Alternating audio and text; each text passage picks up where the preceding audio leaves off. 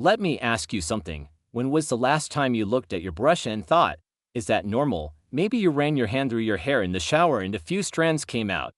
Maybe you looked at your pillow in the morning. Maybe you just caught yourself in the mirror, thinking, is my hair thinner than it used to be? You've noticed it. Everyone notices it, and for years, you probably told yourself, it's fine, it's normal, everyone loses hair, and that's true, but sometimes, it's not just normal shedding. Sometimes, your body is trying to tell you something, and that hair in your brush is a message. I know because I went through this too. A few years ago, I started noticing more hair in my brush than usual. I told myself it was nothing. Then I noticed it on my pillow. Then in the shower drain. And finally, one day, I looked in the mirror and saw my scalp where I'd never seen it before. I panicked. I thought I was going bald. I thought something was seriously wrong with me. I spent hours staring at my hairline, analyzing every strand, convincing myself I was losing it all. But then I stopped panicking, and I started paying attention. What is hair? Why does it fall out? And what is my body trying to tell me? So I looked it up.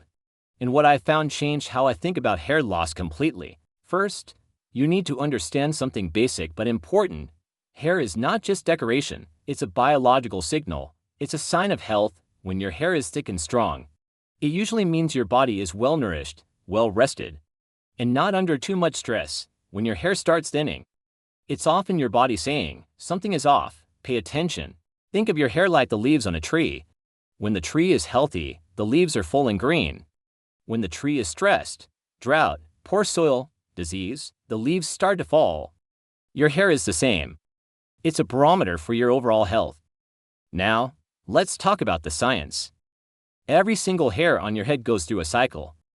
It grows, it rests, it falls out, and then it grows again. This is called the hair growth cycle, and it has 3 phases. The first phase is called anagen. That's the growth phase. It lasts anywhere from 2 to 8 years. During this phase, your hair is actively growing, about ½ an inch per month.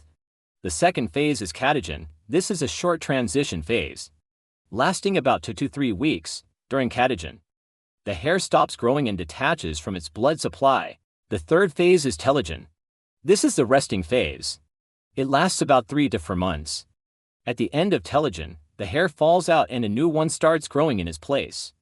Normally, about 50 to 100 scalp hairs reach the end of the resting phase each day and fall out. That's normal. That's just a cycle doing its job. But sometimes, that cycle gets disrupted.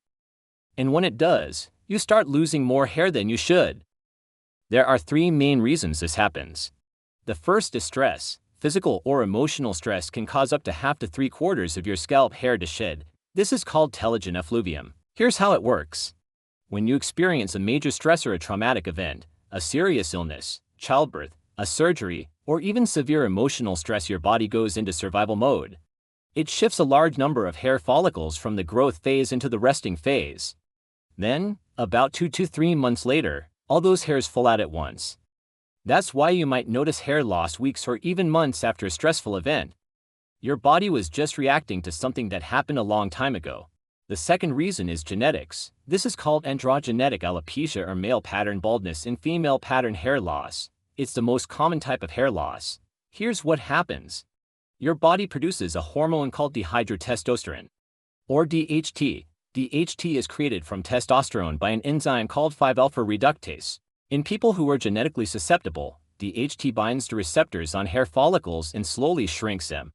Over time, the follicles produce thinner and thinner hairs until they eventually stop producing hair altogether. This process takes years. It doesn't happen overnight, but it's happening. And here's the thing.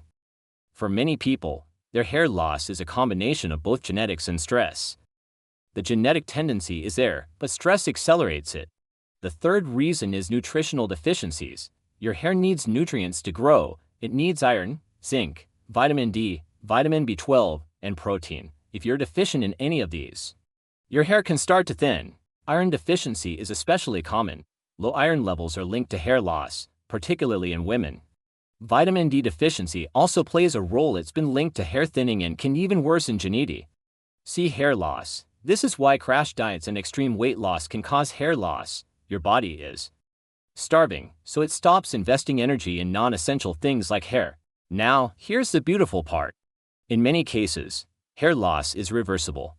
If it's stress-related, once the stress resolves, your hair will usually grow back. If it's nutritional, addressing the deficiency can restore growth. If it's genetic, there are treatments that can slow the process down. But you need to pay attention. Your hair is sending you a message. And that message is, something is off. So what can you do about it? First, don't panic. A little shedding is normal. It's when you notice persistent thinning, bald patches, or excessive shedding that you should pay attention. Second, look at your lifestyle. Are you under a lot of stress? Are you sleeping well? Are you eating a balanced diet? Your hair is a reflection of your overall health. Third, get checked. If you're concerned, see a doctor. They can check your iron levels, your vitamin D, your thyroid, all the things that can affect your hair. Fourth, be patient. Hair grows slowly. It takes time to see results. Don't expect overnight miracles. And finally, be kind to yourself. Hair loss is not a moral failing. It's not a sign that you're broken. It's a sign that you're human. And your body is just trying to keep you alive. So the next time you see hair in your brush, don't panic. Just listen. Your body is talking to you. And it's telling you something important. That's the weird thing I learned today. Hey, if you've ever worried about your hair falling out, you're not alone. And if you want more weird explanations for everyday body mysteries, hit subscribe.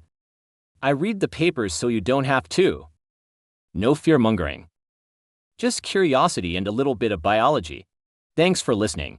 Now go check your hairbrush. It's not the end of the world. It's just data. See you next time. Before you go, I wanted to ask you something. If this story made you feel less alone, or if you've ever panicked about hair in your brush, then you're my kind of person. And I'd love to have you on this journey with me. So don't forget to hit that subscribe button right now. Tap the bell icon so you never miss a story. Give this video a thumbs up if you enjoyed it, and share it with your friends. Let's discover the weirdness of the human body together. See you next time.